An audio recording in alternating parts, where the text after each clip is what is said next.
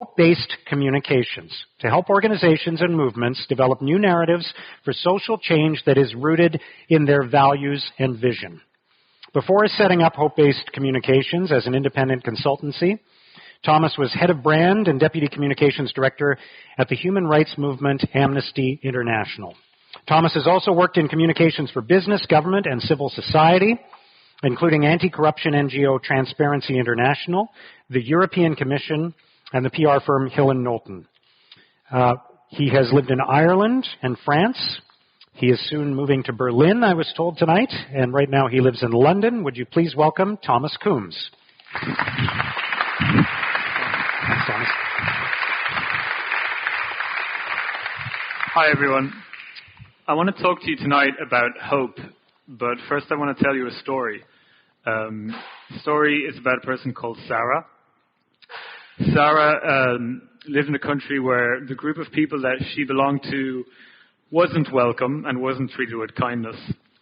And it got to the point that they were treated as less than human, and one day that knock on the door came, which meant the secret police had come to take Sarah away.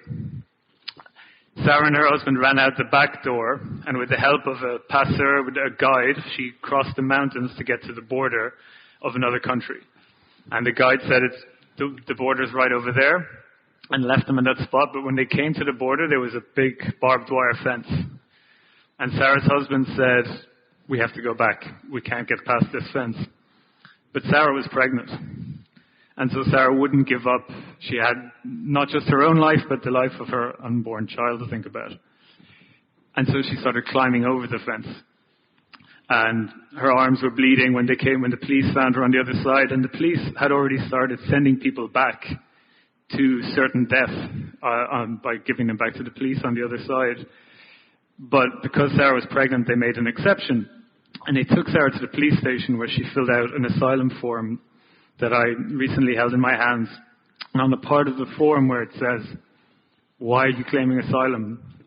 Sarah wrote, Je suis juive. I'm Jewish.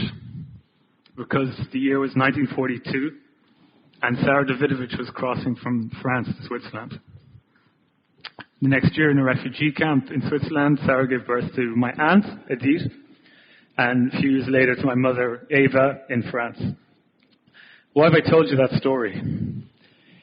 First of all, because I'm about to talk to you about hope, but I wanted to give you that warning that hope doesn't come naturally to me. I'm not talking about hope because I'm a positive person, because Sarah was the only person in her family who survived. And so that has always been, I've always seen the world as quite a dark place, full of suffering, and my sort of motivation is never again. The second reason I tell you that story is it, to me, shows you the importance of kindness, because what happened to the Jews of Europe was the absence of kindness and empathy. And it wasn't about an absence of law. It was the absence of kindness. And the third reason I'm telling you that story is it could have been something that's happening today. That story could be happening right now. And what I keep asking myself the last few years is, how has it come to this? How are we back here again? How kindness can't just be something for people we know. Kindness has to be for all humans, for all strangers. And I think it's worth saying that in French, the word for stranger and foreigner is the same word, étranger, which also means outsider. Or you have the Greek word xenophobia, fear of the guest. And so how is it that this fear of the other, of the outsider, of the stranger is back in our societies? And at first my instinct as someone who works in communications and human rights is to tell people, look at all this suffering, we have to help these people. But that wasn't working. And yet the fear seems to get more and more. And so I started reading about how does the human brain work. And I realized that when people are scared, that triggers a different part of the brain from the part of the brain where empathy resides. And so actually, the more we're telling people we live in a dangerous world, they were actually becoming less likely to be kind to other people, to strangers. And there was a moment for me when suddenly everything clicked and I realized things needed to change when I heard a colleague of mine who works on Egypt talking about how since the Arab Spring, this great moment of hope in 2011, this revolution, things are actually worse than ever. The dictatorship is even more harsh than it was before. And she said, there's no hope in Egypt. And suddenly I thought of Sarah in 1942 facing that fence. And I thought, what could be a darker moment in history when France has fallen to the Axis, Singapore has fallen, Stalingrad's about to fall. It looks like hatred is about to conquer the entire world. But Sarah didn't give up. And I'm here today because she didn't. And I suddenly realized that's hope. And then I realized what people need around the world, whether they're watching something bad happening far away or living through it themselves, they don't need to be told how bad things are. They need hope. The darker the moment, the more you need that light at the end of the tunnel. And so I started asking, well, how do we give people that hope? Because when I say hope, I don't mean positivity or being happy for the sake of it.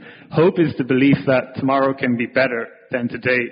Hope is the belief that things can get better. And from my perspective, when I think of what happened to my family, things have to get better, because otherwise what was the point? And so hope and kindness are intertwined.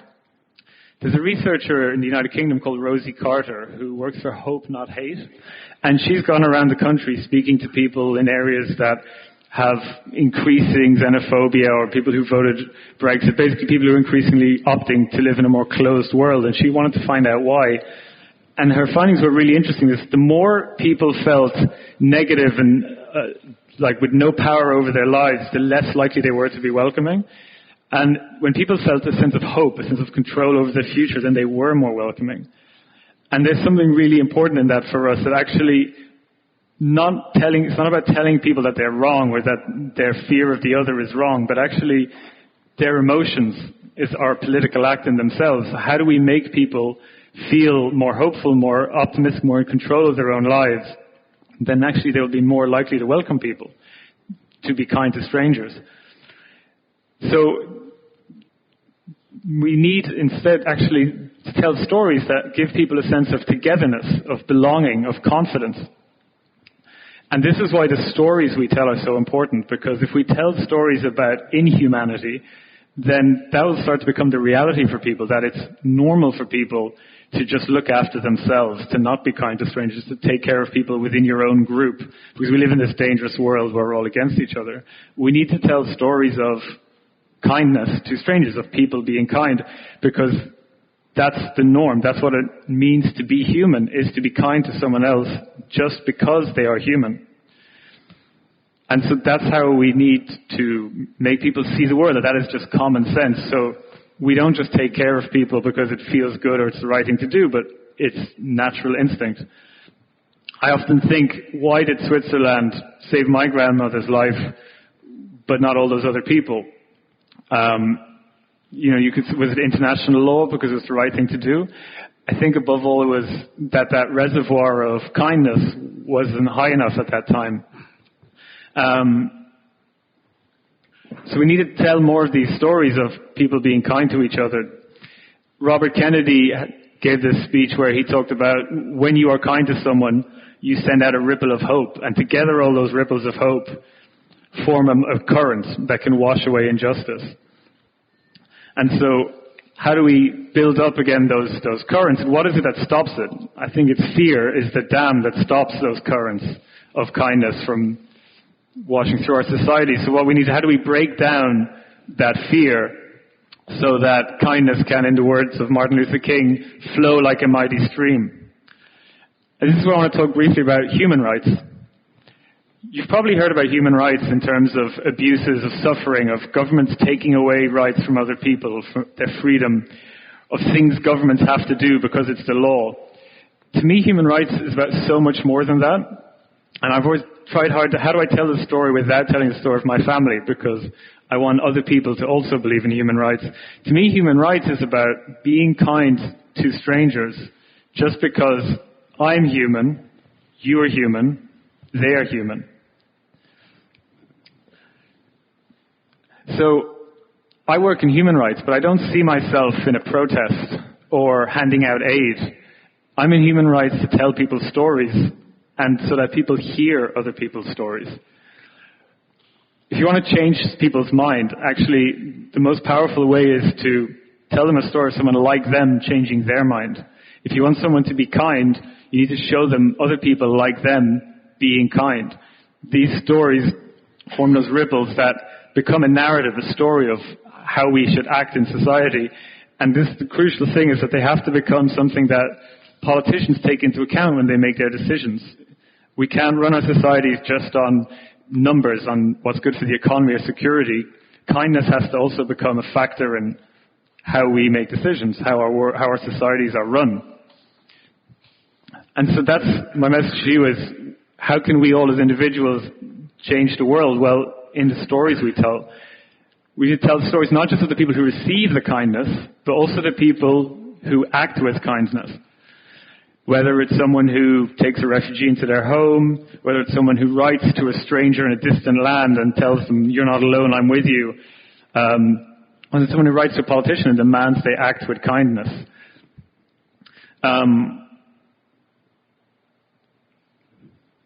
To me, that's what human rights is all about. And the thing with why it's so important to tell these stories is, if we don't talk about how we want the world to be, as in a world where it's human nature to be kind to each other, if we don't tell stories about that world, who will? And if we don't talk about the world we want to have, it's never going to happen. And I would say I want to end with talking about the power of telling stories that have hope in them. So until I started talking about hope-based communications, I always saw Sarah's story, my family's story, as one of victims of suffering. And when I looked through it through this new lens of hope, I realized that Sarah wasn't a victim, she was a survivor.